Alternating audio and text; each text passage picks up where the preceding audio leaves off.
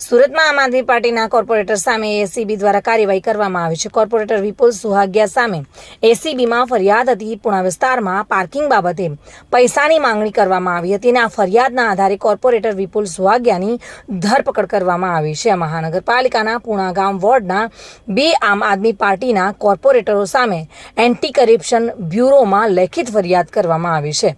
આ ફરિયાદમાં જણાવવામાં આવ્યું છે કે તેઓએ પે એન્ડ પાર્ક કોન્ટ્રાક્ટર પાસેથી તેઓ 10 લાખ રૂપિયાની લાંચ માંગી છે। કોર્પોરેટર જીતેન્દ્ર કાછડિયા અને વિપુલ સુહાગિયા સામે લેખિત ફરિયાદ કરવામાં આવી છે। ફક્ત એટલું જ નહીં, પે એન્ડ પાર્કના કોન્ટ્રાક્ટરે સીસીટીવી ફૂટેજ અને ઓડિયો રેકોર્ડિંગ સહિતના પુરાવાઓ એસીબીને સુપ્રત કર્યા હતા। પાલિકાના પે એન્ડ પાર્કના કોન્ટ્રાક્ટર છે અને જેઓ 6 માર્ચ 2024ના રોજ મગુબ ટીપી સ્કીમ નંબર 53માં આવેલા મલ્ટી લેવલ પાર્કિંગમાં વિપુલ સુહાગિયા અને અન્ય કોર્પોરેટર જીતુ કાછડિયા રાઉન્ડ મારવા માટે આવ્યા હતા અને આ બંને કોર્પોરેટરોએ પાર્કિંગના જ મકાનમાં પાલિકા શાકભાજી માર્કેટના ઓટલા બનાવ્યા હોય અને ત્યાંના લોકો દ્વારા રસોડાનો સામાન મૂકવામાં આવ્યો હોવાથી તેનો ફોટો ખેંચી લીધો હતો અને તેઓએ ગેરકાયદેસર દબાણની તકરાર ઊભી કરી હતી અને ત્યારબાદ તેઓએ 11 લાખ રૂપિયામાં મામલો પતાવવાની વાત કરી હતી।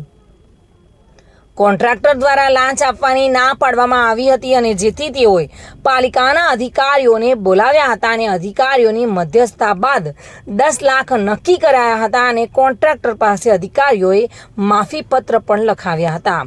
પેમેન્ટ 5 દિવસની અંદર જ કરવા માટે કહેવામાં આવ્યું હતું। જો કે આ અરજી થયા બાદ એન્ટી કરપ્શન બ્યુરોએ ફરિયાદ નોંધીને ધરપકડ હાથ ધરી છે।